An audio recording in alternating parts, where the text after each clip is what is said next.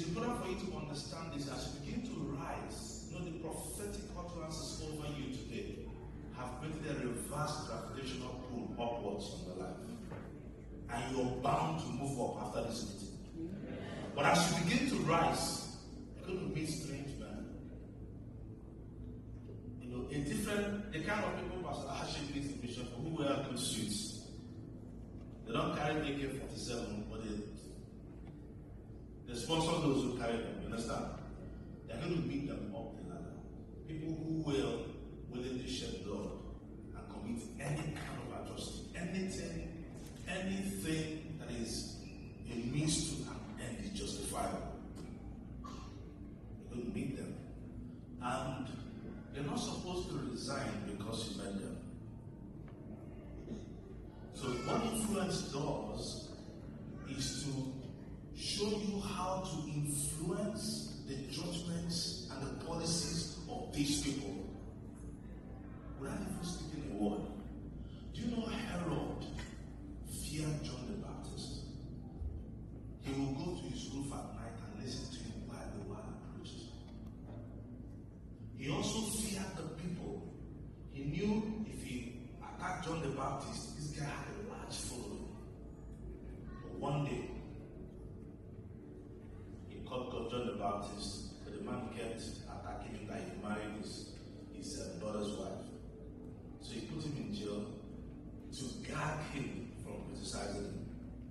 But that was all he wanted to do because he feared his followership and all that. But one day, a woman who had influence, a girl who had influence,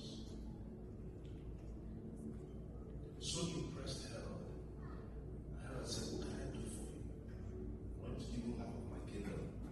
And he made that promise in public that we're going to see our service do. And the girl came to him and spoke in his ear and said, "I'm on the head of John the Baptist.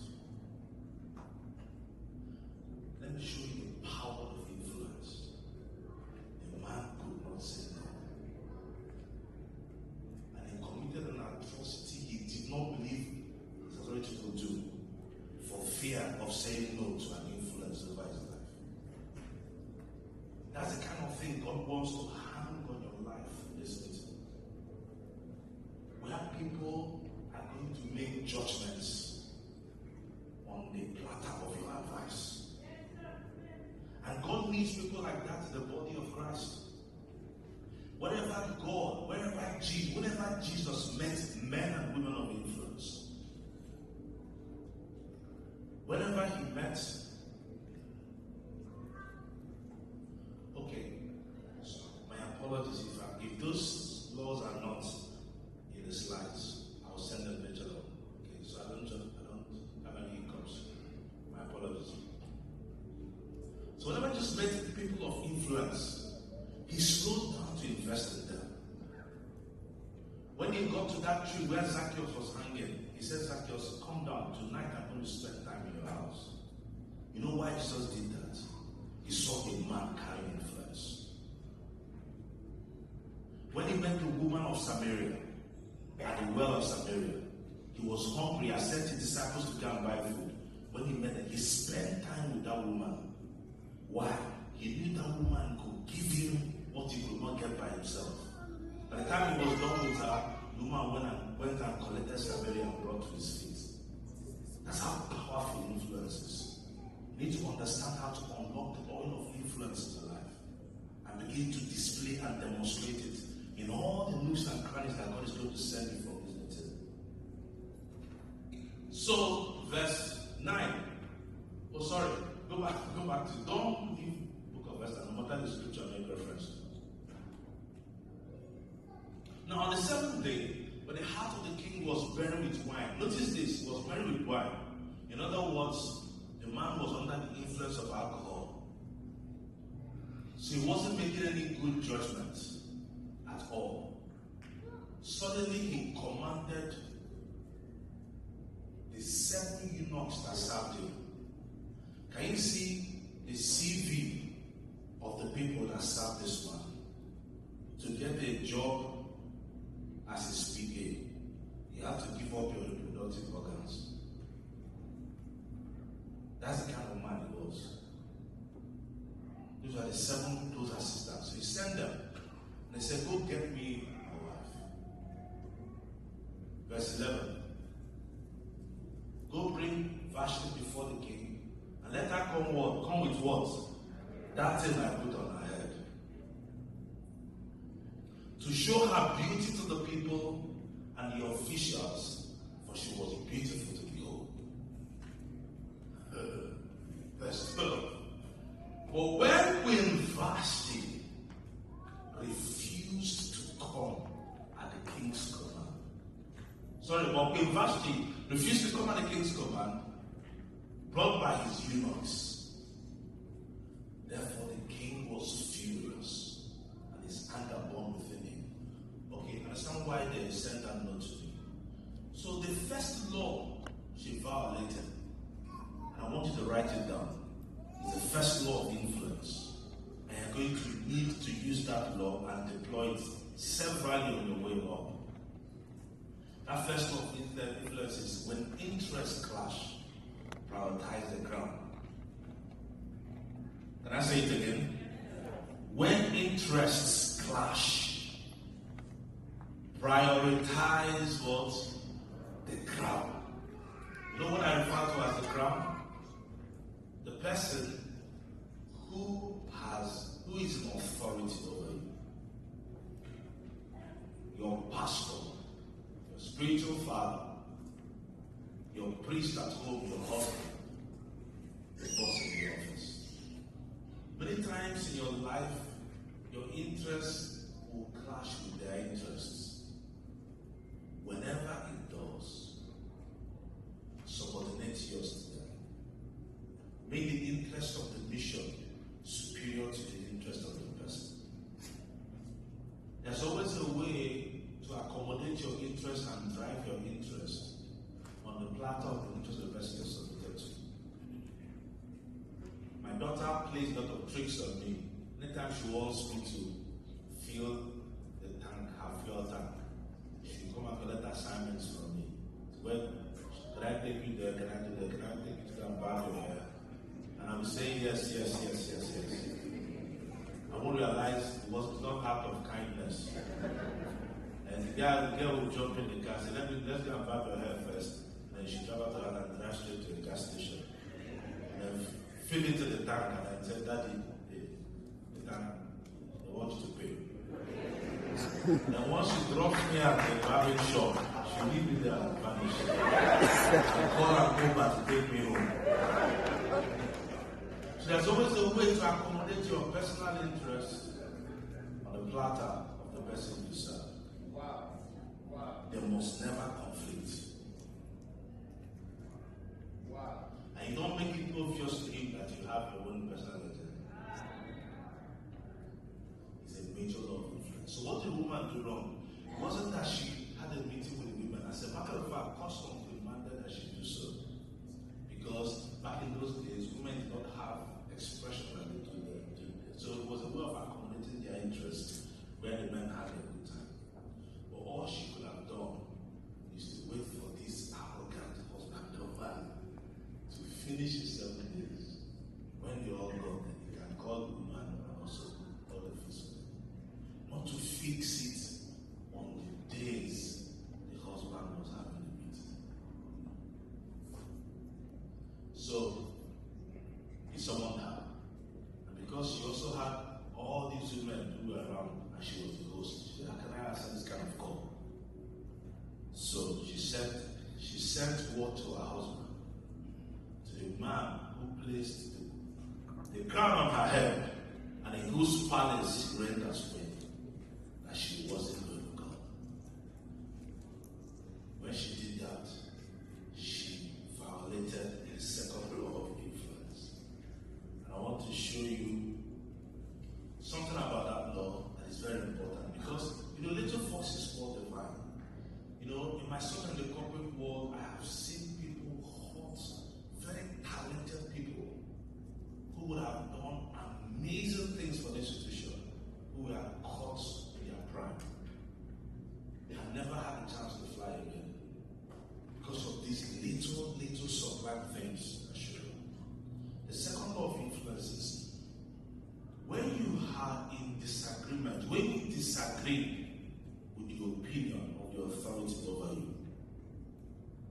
disagree publicly with him.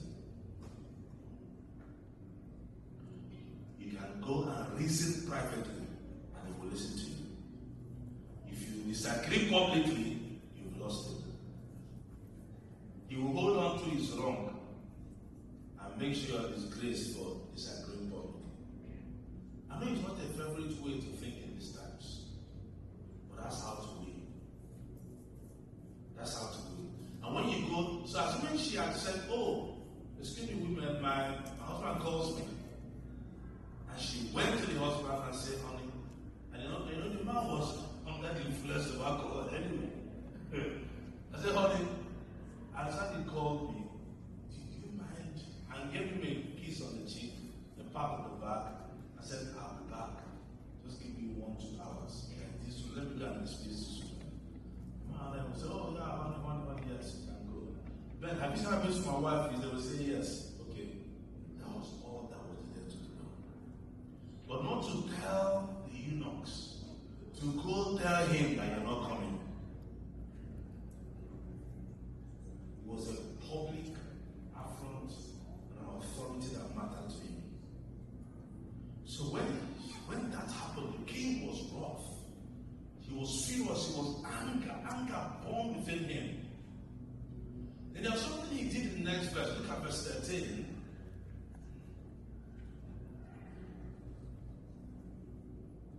The Bible said that he said to the wise men who understood the times. Do you know why he had to do that? Because the misdemeanor of his queen had no precedence in his empire. Okay, that lady, go back and sit down. Tell that lady to go back and sit down. I don't want to see anybody move anymore. Just for 5 extra minutes is enough. And this kind of women walking about will be the victim. Another if they don't let it. This is what is really your marriages, the absence of this law.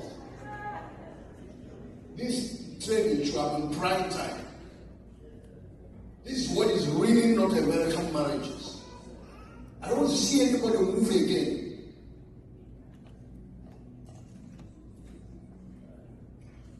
So you consulted the wise men who understood the times.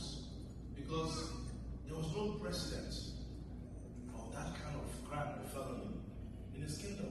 It never happened before that an emperor was publicly refused by his subordinates. And I want you to understand their roles. He didn't summon her as her husband. He summoned her as king. And he didn't say, "Come as my wife." He said, "Come with that queen, that crown I put on your head." Did you notice that?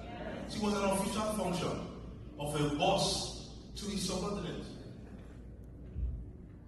So it had never happened that the emperor of the land gave an instruction to a subordinate and it was refused publicly. So because there was no precedence, he didn't know how to handle the problem. So he went to consult who the Bible called the wise men. Now notice the definition of wise men. There are people who did what? Who understood the times. Because wisdom has 2 compartments. There's a compartment of wisdom that enables you to build systems. And there's a compartment of wisdom that enables you to interpret seasons. It is a combination of these 2 departments of wisdom that give you influence in life. Okay, there are things I want to discuss, and of course, it's not part of my curriculum for today, but I want you to understand that. So those are the people, and anybody who understands how to meddle with these 2 will always have value in perpetuity before people in authority. They are the ones they go like a Nicodemus in the night to consult. So he went to consult them. And look at what they told him. Look at verse 14. So law number 3. See, don't miss it. Law number 3. Become the voice leaders consult. Can you write it down? Become the voice leaders consult. So, I don't know. Okay. Yeah, so you should be there now. Exactly. Become the voice. I missed keep sending them the first 2 slides. So verse 14, and they were the people who are closest to the king. Have you seen the people who are closest to them? You know, at some point, as you rise in influence and power, you discover, you'll be shocked that people on those heights, they might have their wrong habits. So they might be drunkards and womanizers and do all kinds of things. But the people who are closest to them are people who can protect them. It's not their fellow drinkers and people like that. No. You probably find his lawyer, his doctor, his pastor, prophet, shepherd. Yeah. You'll be shocked that these are the closest people to people in that. People who can help them see, interpret the times, and show them what to do. Yeah. So, and the Bible said, I mentioned the name of them. And funny enough, remember, he had called a feast for 7 days. He had 7 eunuchs who served him. Then he had these 7 princes, who were these guys that he gave political appointments to rule, to govern the land with him. And I mentioned their names, Kashena, Shethar, and the rest of them. The last of them was a guy called Memucan. They were called the 7 princes or governors of Persia. And they had access, the privilege of access to the king's presence. And they ranked what? Highest in the kingdom. Now verse 15. See, he asked them, so what shall we do to bring Vashti according to the law? Because he's not obeying the king's command brought to her by the eunuchs. Next verse.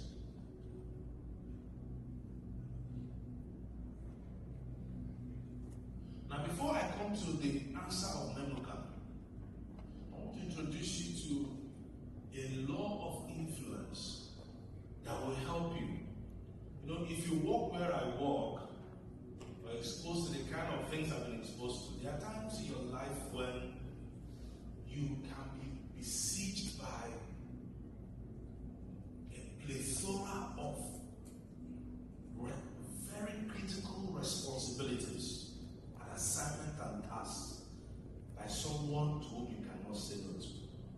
And to whom you cannot say I'm tired. And to you, there's no excuse. You yourself will even realize the consequence of any excuse you give. Like a pilot in the air saying, guys, I've been flying for 24 hours. Please, I want to stop this plane and rest. There's no, it's just not excuse. So, I've been in that situation many times in my career life where I justifiably needed an exit window. But I couldn't because I too realized the implication of saying, I cannot. So when you find yourself in that place, there's something called the theory of numbers. There's a guy called Pythagoras, a Greek philosopher, who believed that there is a science behind numbers. They can use numbers to solve problems and make very effective decisions. So you must learn how to deploy the law of numbers in leadership. If you read through the Bible, you find a careful deployment of numbers. For example, this man, the king, for some reason, used the number 7 in his decision making. So it will have to be a 7 days, there had to be 7 eunuchs, there had to be 7 kings of Persia. If you read further on, you discover that eventually when Esther was brought in, that Haggai, who had charge over the king's harem and understood the man's investment in 7, also gave Esther 7 maids. And on and on and on and on. And so for me, for example, I've learned to deploy numbers. It makes me think, for example, in my office, I don't delegate tasks to one person. Because perhaps it's just send them in twos. So when I give someone an assignment, I give someone a person as an assistant to him. Because sometimes the person sent an assignment needs somebody to encourage him. needs somebody to reinforce what he's saying. I cannot forget the day I went to see a governor of the state on behalf of my CEO. And the proposal I came with my CEO was for the institution I worked for at the time to finance road construction throughout the state. That's the proposal I sent for my CEO. When I gave it to the governor, who was a governor-elect, he had not been made governor yet, but he had won elections waiting to take over. So my CEO called and told him I was coming. So they created the proposal. When I gave him the proposal and he read it, I noticed he kept shaking his head. And I told him, we are financing, you don't have to spend a couple. We are financing the whole construction. We'll give you a long time, throughout your 4 years to pay back. And the man gave it. Then he was making a comment I wasn't listening to because I felt this proposal was irresistible. Now, the people who came with me saw the problem of it, but because they were not bold enough to stop me, they couldn't correct me in his presence. But when we left the man's office, they told me, this man kept telling you, yes, you want to finance constructing. Oh, sorry, the proposal was to finance transport buses, fleet of buses for the state. And the proposal was so well detailed. We wanted to have the kind of buses you have here in the West, where you can use your card and enter a bus and pay with your card. So the man kept saying, yeah, I also grew up in the UK. I love those buses. But on which road do the buses go? I was not hearing that. The guys who came with me had these, while their boss didn't know how to say, look at what the governor is saying. When we left that place, that was the last time. The man's phone went, man blocked my line. So, but if I had gone as a two-man team, not with my staff, someone would have said, oh yes sir, we can also finance road construction. And that's what happened. And that institution came in and gave the man a proposal for financing road construction, and that's the institution they gave the state account. So I've learned to deploy to choose. I've learned to have 3 covenant friends at every point in time in my life. My own Peter, James, and John. My own Shadrach, Meshach, and Abednego. Job also had 3, remember? Apart from the 4th guy who showed up, don't know, one smaller guy. So I've learned to have that, Remember the first day Pastor paid me a visit many years in my career, he kept telling me, this is your place, make sure you have covenant friends. For those days I was not educated in what he was saying, so I didn't understand. But over the years I've learned to deploy the power of that. Numbers that help you make effective decisions. You just apply them, they work for you. Alright? Now let's move on to law 4. Law 5. So law 4 is deploy the power of numbers. Now the 5th law, a man can answer before the king and the princes. And he said, when Vashti has not only wronged the king, but also the princess. I want you to notice something. When this man finished talking, the queen posed this question to 7 princes that govern the land. When this man finished talking, no other person rendered an opinion. I'm going to show you why. He said, when Vashti has not only wronged the king, but also the princess, referring to those other 6 guys who were on the table with him, and all the people who are in all the provinces of King Ahasuerus, when Vashti has wronged all of them. For the queen's behavior will become known to all the women, so that they will despise who? Their husbands in their eyes. When they report that King Ahasuerus himself commanded the queen to be brought in before him, but she did not come. Verse 18. And this very day, the noble ladies of Persia and Media, Canada and London, will say to all the king's officials that they have heard of the behavior of the queen. Therefore, they will be in excessive contempt and wrath. Verse 19. So if you please the king, let a royal decree decree go out from him. Now this man kept talking as if it was only him who was consulted. You know what gave him boldness? He was prepared for this day. He realized that if I just advise the king correctly, and the king doesn't take my advice, you know how Ahithophel finished advising David? And one crazy guy came and changed him. Ahithophel knew his career was ended, his life would go. When I committed suicide, so this guy knew if this man does not take my advice, and Vashti survives, Queen Vashti, me and my family will cease to be Canadian citizens. So before he ventured a response, he made sure that there will be no opportunity for anybody to say no. So what did he do? He smuggled into his proposal the interest of everybody on the table. So go back again to that verse. Verse 8, verse 17. And look at what he said. For the queen's behavior will be known to all women, and they will despise their husbands.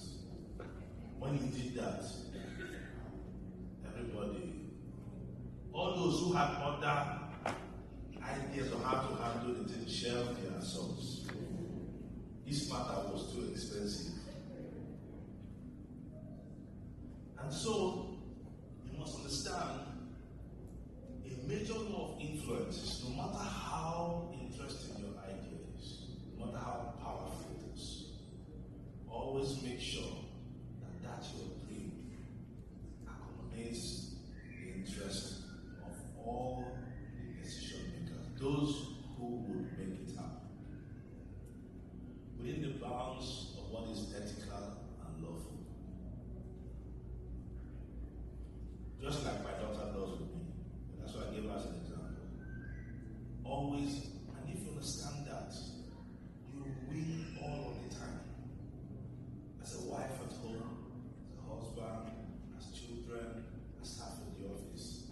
If you always ask yourself, yes, I need this desperately, but how do I make getting this become useful to others apart from me? Once you ask yourself that question, and you sit back and say, what do you know, that's how God functions. Look at what God said. He knows, he said, I know that you have need of all these things, and the Gentiles are looking for. He said, me too, I want to give them to you.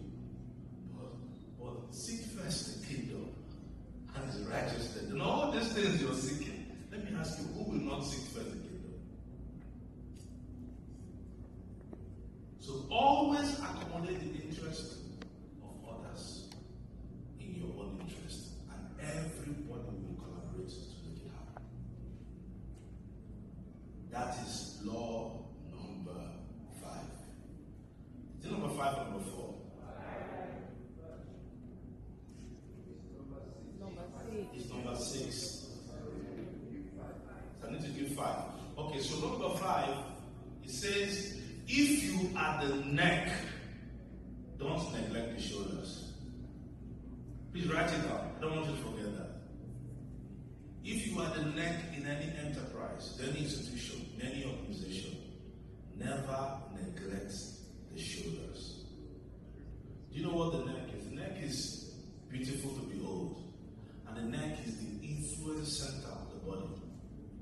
Because even though the neck has no inherent authority, the neck decides what the authority does. If the neck, if the choir sings well and the neck is happy with them, it just commands the head to visit the choir. So whatever the head faces and smiles at, or faces to frown at, is under the influence of the neck. But the neck is too slender to carry the weight of the head. So the Bible says the government shall be on the shoulders. So wisdom demands that the neck who is the most influential factor in an entity, should not forget that even though I decide what the head does, but the head cannot function without the support of the shoulders. So the neck must learn to recognize the shoulders in every institution. They may not have the access you have and the influence you have, but the day you buckle, they will visit you and you will not stray. That's what happened to Vashti. But Vashti never imagined that this man who loved her so much would ever one day get to that point. So when the day came, the man went to consult the shoulders about the neck, and it was their day of vengeance.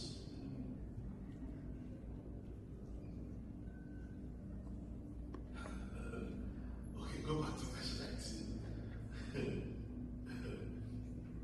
You know, there are some of you who are in institutions that this is, you know, this for me is a script of my career life. The life I live every day. I see people who stumble and they bump and they just disappear from the system. There are many of you who have also had your promotions in your offices. You don't know what is sitting on it. You're burdening church with prayers for promotion, but there are foxes that are holding you down. There are things like this. So, verse 19, it pleases the king. That was now their recommendation to the king about Vashti. The recommendation of the shoulders regarding the neck. He said, if it pleases you, let the royal decree go out. And let it be recorded in the laws of the Persians and the Medes. Have you seen? There was nothing like that in the law, because that kind of offense had never been imagined. He said, let it now be recorded in the laws that will not be what? Altered. Because if it's altered and Vashti comes back. So let it not be altered that Vashti shall come no more before King Ahasuerus. Let her job as queen be determined. And let the king give her royal position. Have you seen, this is a job, not as wife. Because her judgment was in two parts. The first judgment was as a staff of the kingdom. The second most influential, second highest ranked staff in the kingdom. Then the next judgment was as wife to this man. And let the king give her royal position to another who is better than she. Case finished. Now, can you imagine that of the 7 shoulders that carry the weight of the crown, not one spoke up for her in a day of distress? You must work hard to build vital relationships. If you want to rise and remain in the ladder and climb in your due seasons, and come up to a place where you can have influence, like an Obadiah, who lived in the house of the most evil king and queen Israel ever had in India history. He served under a Jezebel and was using the treasury of Jezebel to sustain the prophets Jezebel had ordered to die. Want to be that kind of man? There are things that go on. So when it came to the decree which he will make his proclaim throughout all his empire, for it is great, then all the wives will honor their husbands, both great and small. There's still one, and the reply pleased the king. And who else? You notice that? He pleased both the king and the princess. And the king did according to the word of Nebuchadnezzar. Verse 22. Then he sent letters. So law number 6, people support what serves them. Okay? Write it down. Law number 7, that's where I'm going to now. So he sent letters to all the king's provinces, and to each province in his own script. and to every people in their own language, that each man should be master in his own house and speak the language of his own people. 23. Oh, okay, sorry, yeah, you're right. Go back to it. Chapter 2, verse 1. After these things, now notice this. After these things, when the wrath of King Ahasuerus subsided, he remembered his girl. That tells you a lot about Vashti, does it not? He had given her the decree, done everything his advisors told him, but all those princes went back to their wives.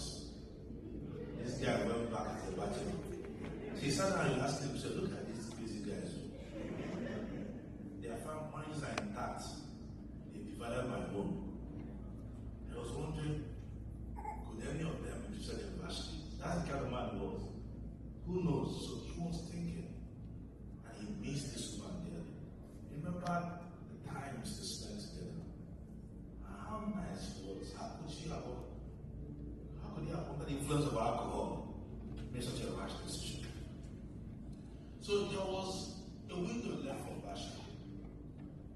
She had, the constitution had banned her from that office. She could never be queen again. But he could still be his wife. He didn't have the right to dissolve his marriage. So he began to think about it. Look how happened in verse 2. So the king's servants who attended to him said, and these were the guys who lived in the house, domestic house with Vashti. The cooks who prepared their meals, the stewards, the cleaners, the lawn mowers, the security men in the house, and all the kind of people you expect to see in his palace. Domestic servants, they were untitled men. They were not like the 7 guys who were governors and ministers. They had no political appointments. They were just aides to the king and the queen. The people that lived under the same roof with Vashti, who saw the king in his boxers, not as the king wearing a crown. When he comes back to his palace, he put down the crown, remove his regalia, step into his boxers and shorts and pajamas or sportswear, and be run around the garden, play tennis, lie down, do. So they saw the king in his most vulnerable position. And likewise the queen. So they went to advise him. When they noticed he was missing Vashti, it was an opportunity for them to say, King, yeah, you sacked her from the palace, from the office, but reinstate her at home. If not as your wife, maybe as your what those women that have just one concubine, yeah, something like that. Whatever. Bring her back home. We know you miss her. That was the window that Vashti had. But look at what they told him.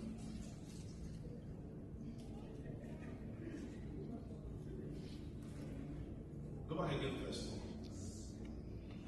Let what beautiful young virgins be sought for the king. What does that tell you about Vashti?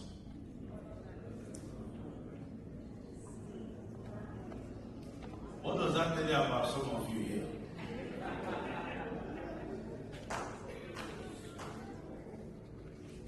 The wealth of a man is the equity you have in the heart of other people. I don't care how much money you have in your bank account, your current estate. If you don't have equity in the hearts of men, your days are numbered. Verse 3. Let the king appoint officers in all the provinces of his kingdom, and they may gather all the beautiful young virgins to Shushan, into the women's quarters, under the custody of Hegai, the king's eunuch, the custodian of the women. Someone say,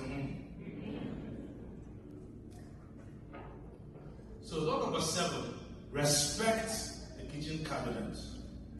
That's what I call them. Respect the kitchen cabinet. So the kitchen cabinet are the untitled influences over the crown.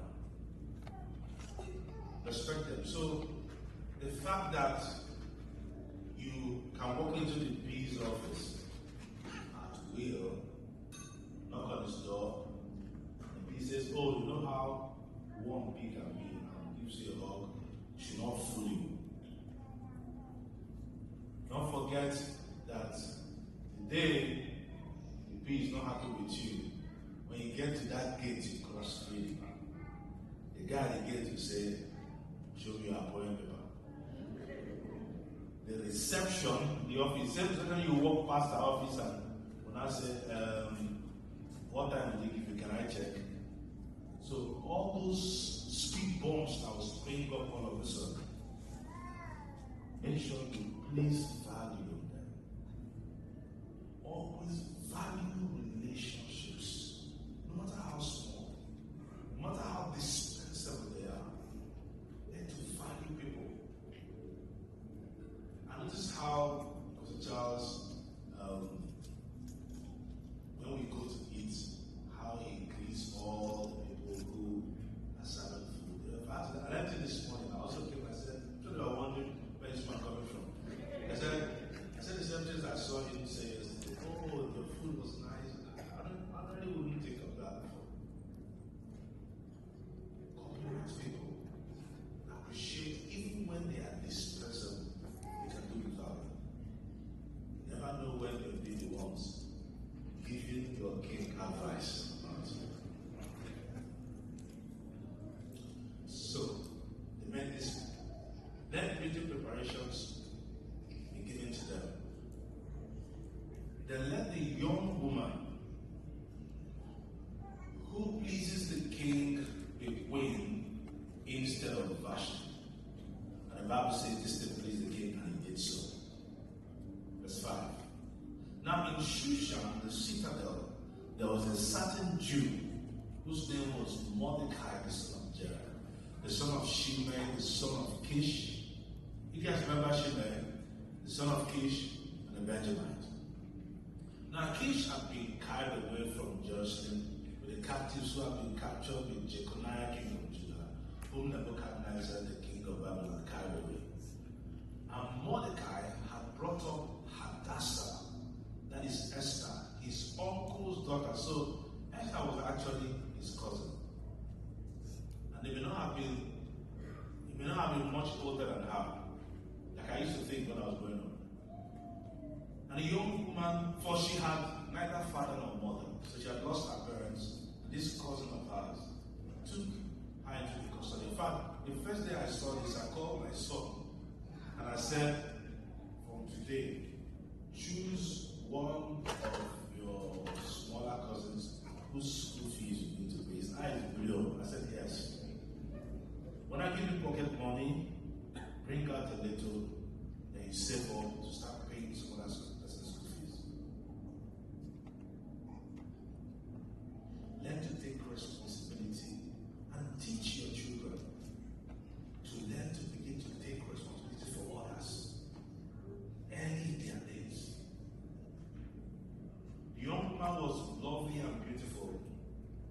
When her father and mother died, Mordecai took her, his cousin, as it were his own daughter. So that's the law I want to preach to you today. Law number 8. Another powerful law of influence. And I call it advance by adoption.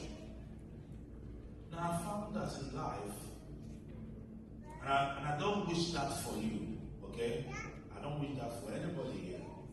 But sometimes you find that in God's ordination and orchestration, it may not necessarily be your biological seed that carry on the legacy. And I've seen that play out many times in life. Sometimes it is your investment in people.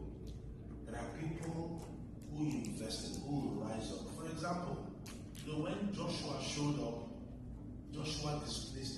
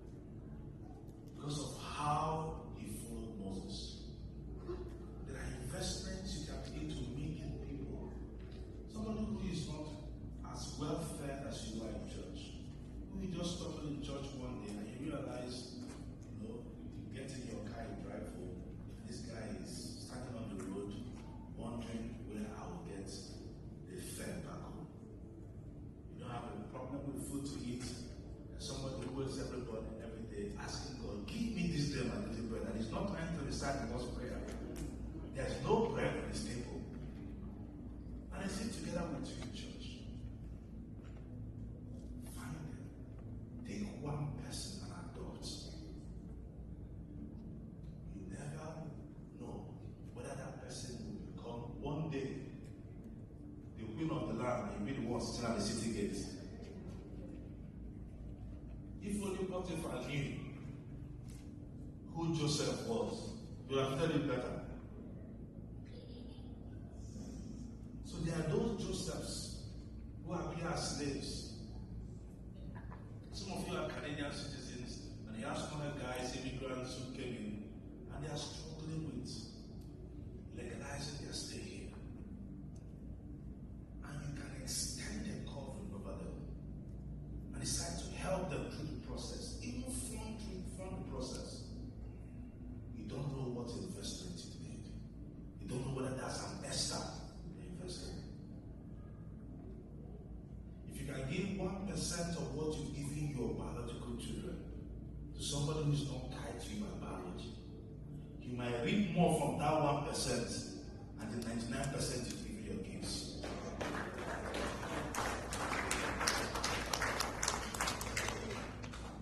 So advance by adoption.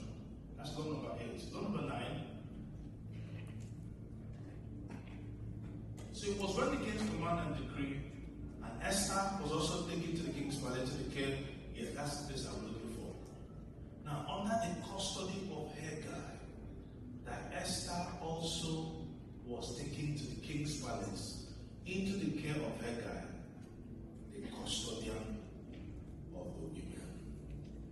Law number 9. Subscribe to mentorship in every new venture you find yourself. If you get into an organization, one of the greatest discoveries you will make is a mentor in that organization. Please follow me very closely.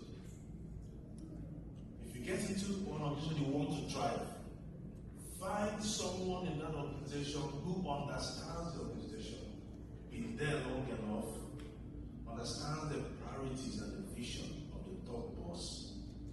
I just say, one of the requests that people rarely say no to an organization is when you come and say, please, can you be my mentor? It's such a complete proposal. People rarely say no to that. Especially if there are things about you that display arrogance. Maybe you're tall and big and bold, and the guy just knows this guy will still find favor somewhere and they will throw me off and replace me. So find someone like that. I say, please, I'm new in this system. Please, can you be my mentor?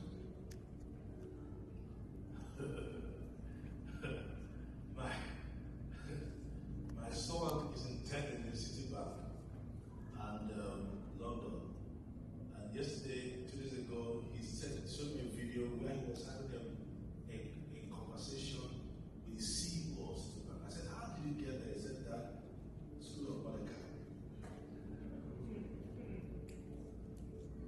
And the person he went to and said, become my mentor, fell in love with my son, and he said, okay, the CEO is coming to town.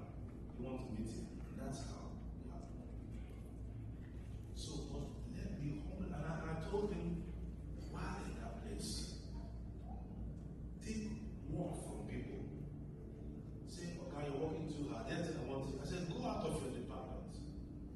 Say, if you're going to be busy tomorrow, feel free. Give me your work, I'll do for you. But at every point in time, he has 3, 4, 5 people whose job is doing. So submit to the mentorship of others, and the best way to do that is through service.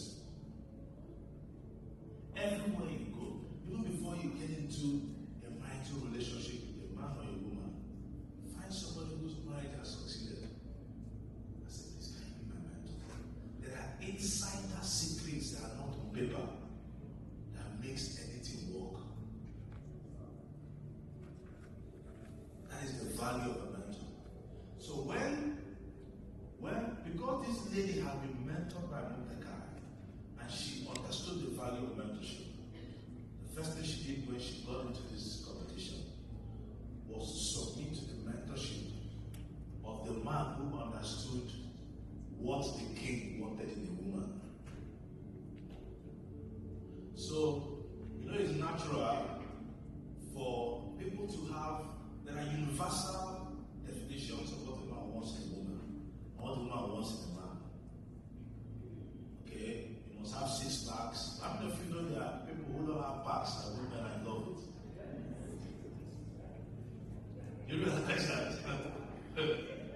No pack at all, not even one. My mother's mother would say, tell my mom then, what the man wants is good food. Make sure you feed him and feed him and feed him. Not in this day and time. And even if you walked when you were younger, as you start growing older, you move from 3 meals a day to 2 meals a day to 1 meal a day. I don't know, even that 1 meal you're eating is even too much. Woman is out of job. So you must understand the need of a mentor, somebody who understands this season of life. I can tell you, look, even when your kids leave, it's a big phase in your life. Sometimes by the time the children leave, the husband and wife realize that we spend so much time on these kids that we don't know ourselves anymore. So once the kids leave, they realize they are now strangers under a roof. You need to go to people who are having a honeymoon since the kids left. I'm humble enough to say, please, can you mentor us? I don't know my wife anymore. She doesn't know me anymore. And this is just a question of time and we go our separate ways. Likewise in business. In any venture, the first person to seek out is a mentor. Somebody who became 7 years ago what you want to become 7 years from today. They are always there. So in this experiment, it was a hair guy.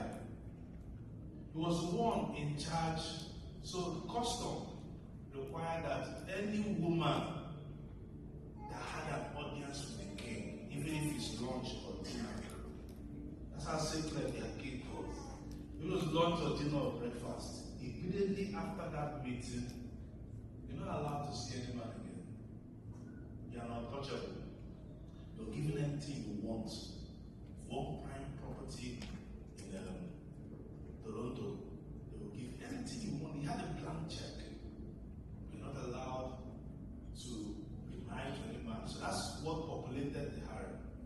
Now, so this guy called Haggai had seen this king having these meetings and dates with different women. And once they finished with the Haggai, please give everything she wants. Buy her a wagon, anything she wants, give her. But bye-bye, I'm done with that. And happening was in the 7th year that Esther showed up. So for 7 years, he had met women, they have been carrying out this competition, and no person plays the king. A king that arrogant. 6 months of public holiday to celebrate a man. So you couldn't find a woman like Vashti.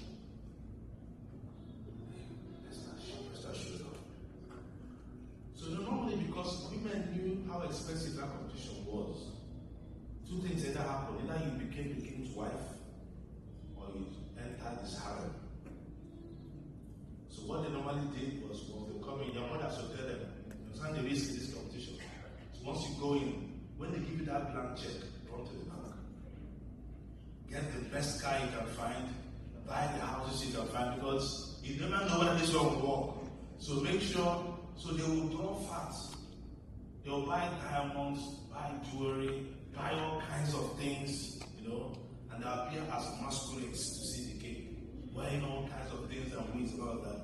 When they finish, the king was there, please, let this masquerade go. Then Esther arrived.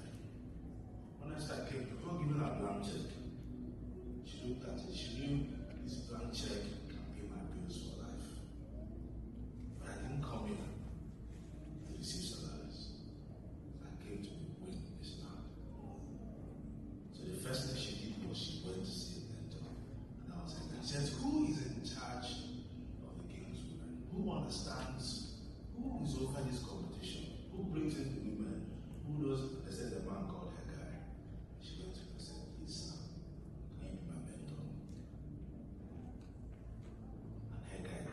The first thing Haggai gave her, he said, this king, if you want to impress him, be fascinated with the number 7. So when you're going to see him, carry 7 plates. Say, I don't know what lawyers found in 7, but I tell you, this is my work. her 7 days. And he told her, even though he's king, he doesn't like jewelry. All these people are packing, all these wigs and all of that. You understand? Just appear.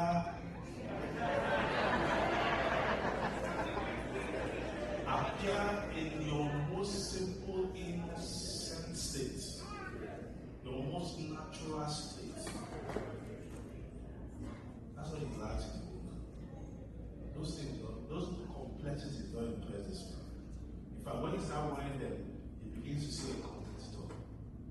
I'll fight him tomorrow. So come on. I had the ladies reacting. That's not the actual advice. He's making an illustration. Yeah, For another king, it could be wear earring. Just giving you.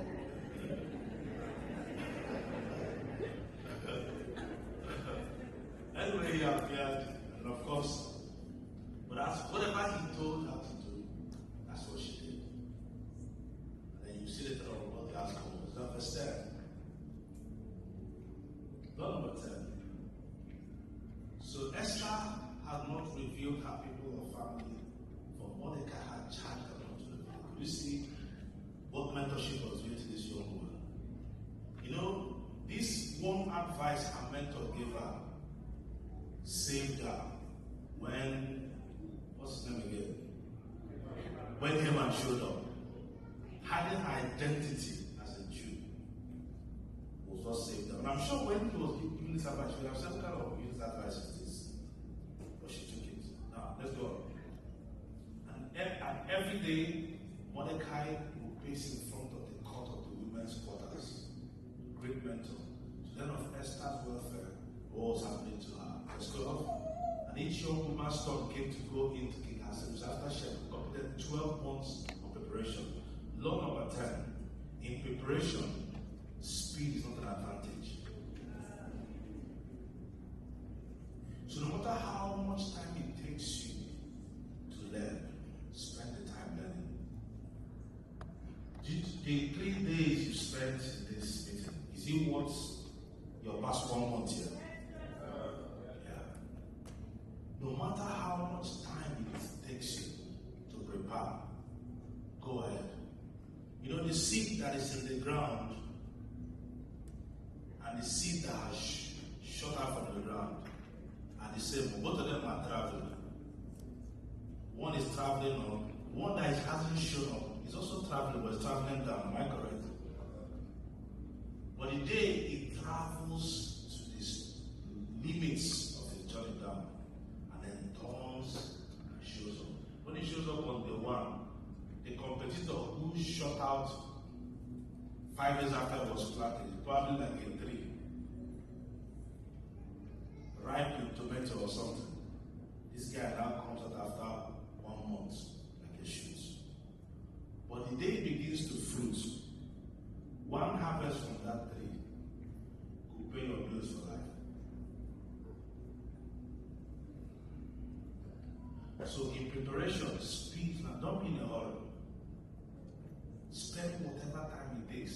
Coming into Canada for the first time, spend time understanding the laws of the land. Study the cultures. Study the opportunities. Understand the terrain. There are things you need to do quickly. You know, get into a driving school, get a driving license, join one association. You know, join no matter what you're doing, join a trade association, a chamber of commerce. Find out what is happening here, what is prevailing. Understand the opportunities here. It will take you time, but it's time well spent.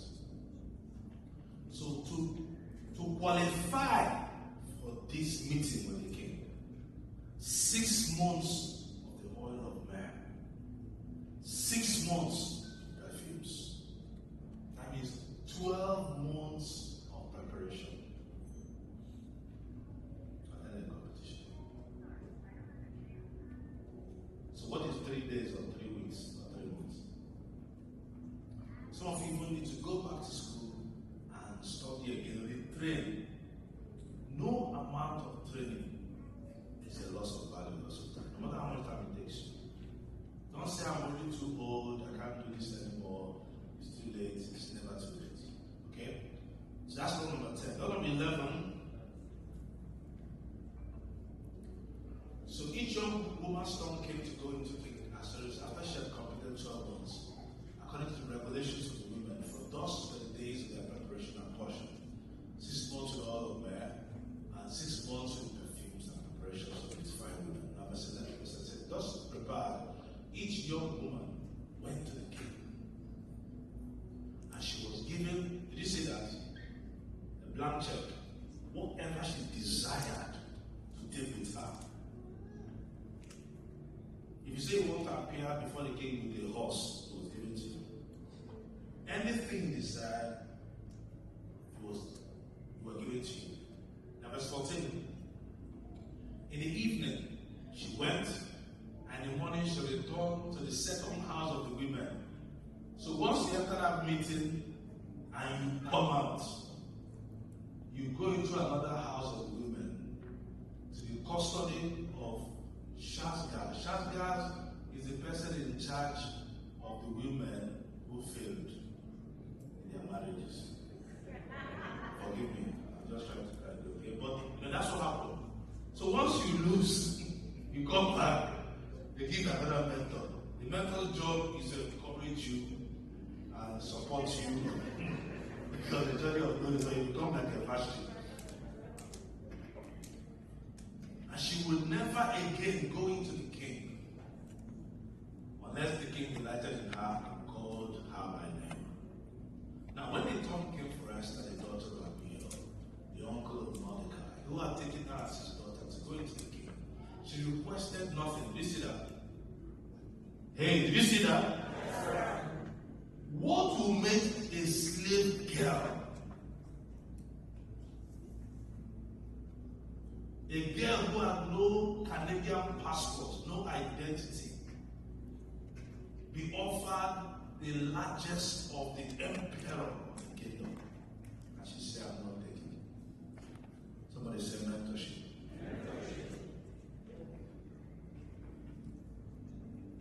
The only thing she took was what Hagar, the king's eunuch, the custodian of the women, did what?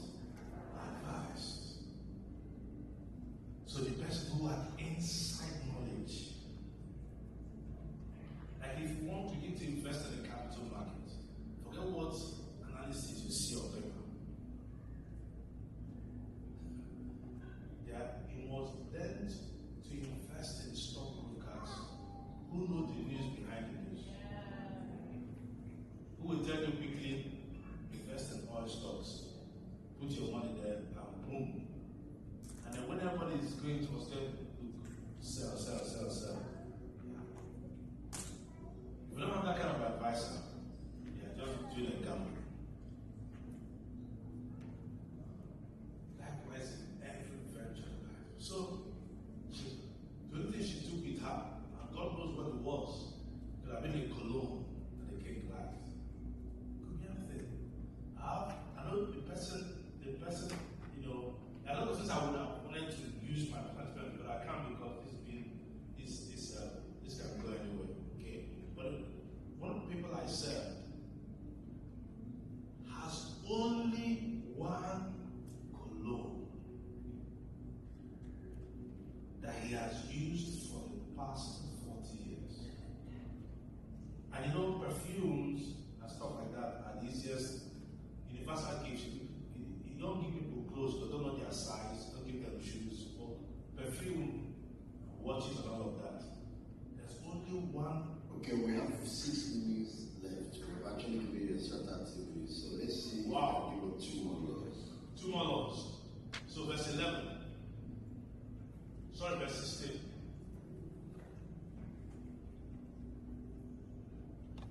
Okay, now 16. So Esther was taken to King Ahasuerus into his royal palace, the 10th month, the month of Tebeth.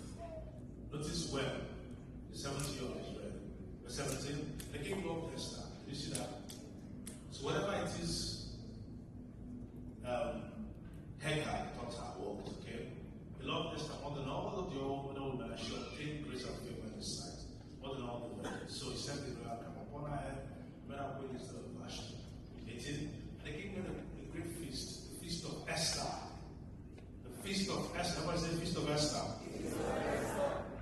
The day you come into favor, there will be a feast in your name where you walk. And for all these officials and servants, and they proclaimed the holiday, this demand liked holidays, and the promises, and they gave gifts to everybody.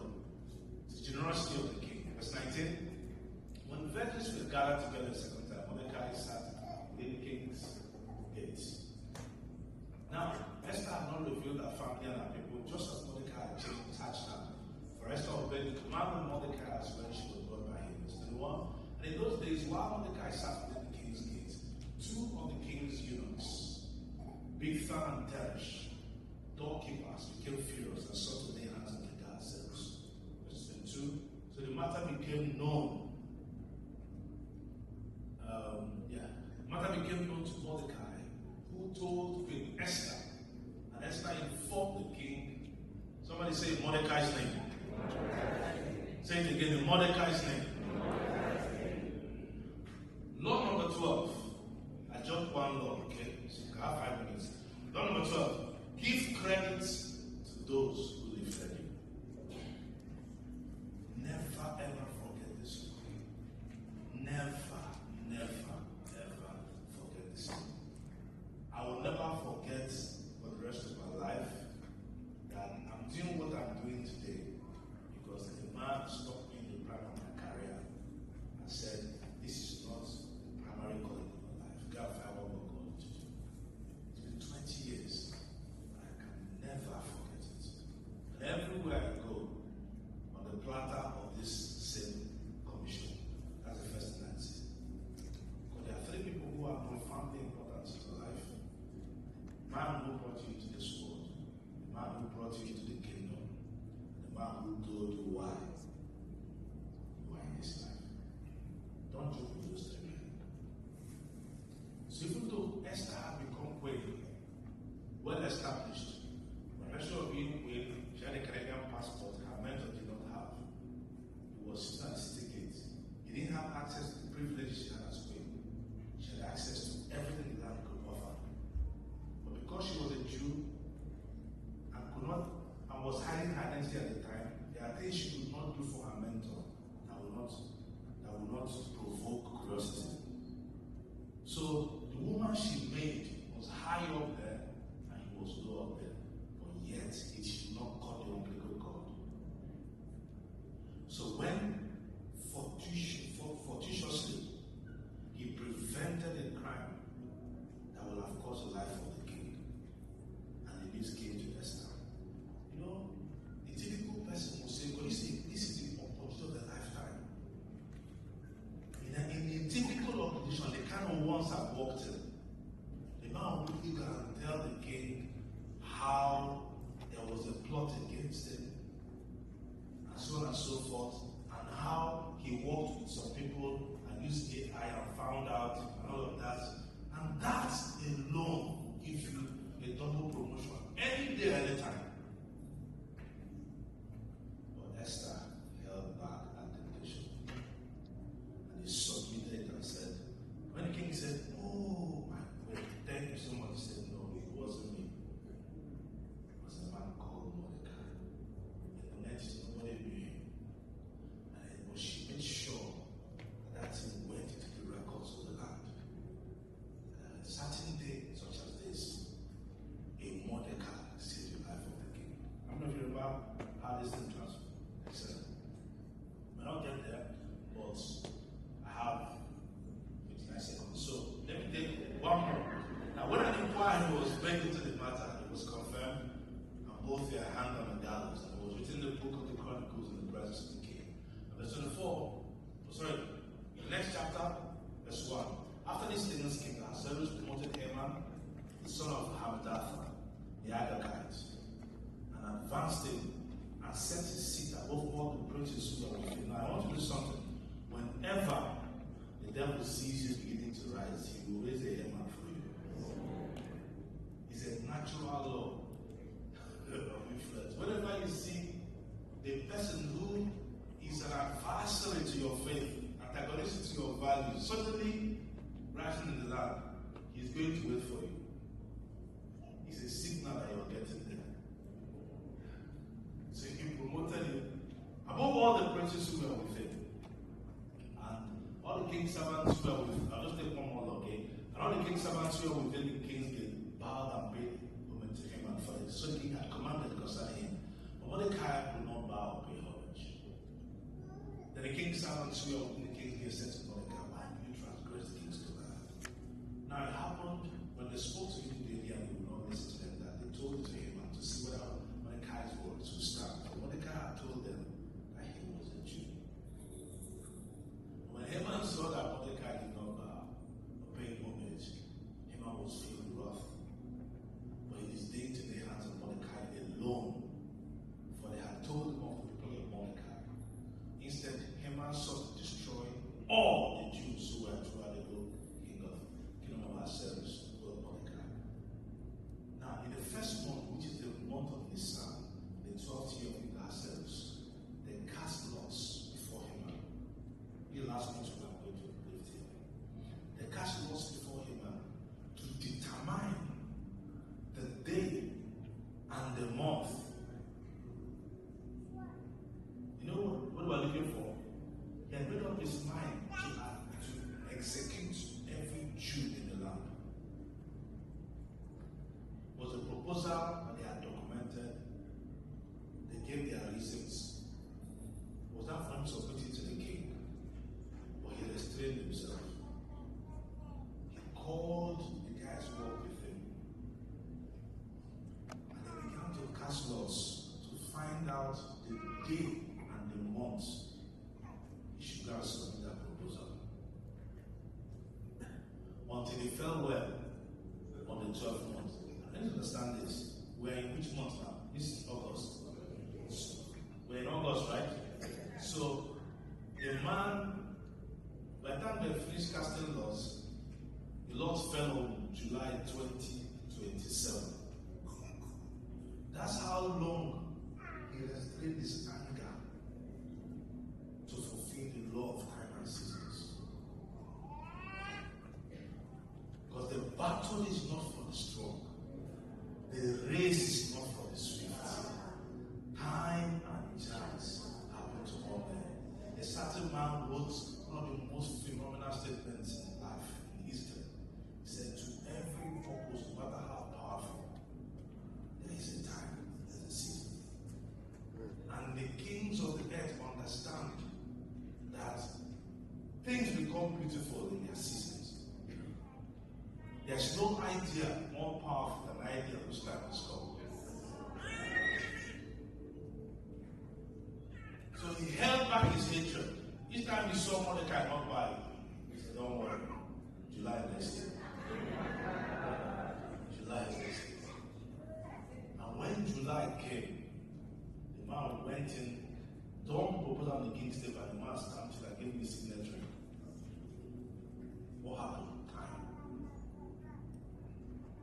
If you don't understand how to interpret seasons, you will make many mistakes. You're going to appear with opportunities. People will look at it and dump it. You walk away. 6 months later, another man will come back with this opportunity to go. And the comparative advantage every Christian should have is the ability to understand when it is time to move. You must learn to live under the cloud. That's what God introduced to Moses. He said, no matter the drums of war you hear, don't move if the cloud is there. And even if you guys have planted trees and you're about to harvest them, and the cloud moves, leave your trees, leave everything and move, because that's where your protection and promotion is. I believe that cloud is sitting on everybody in this meeting.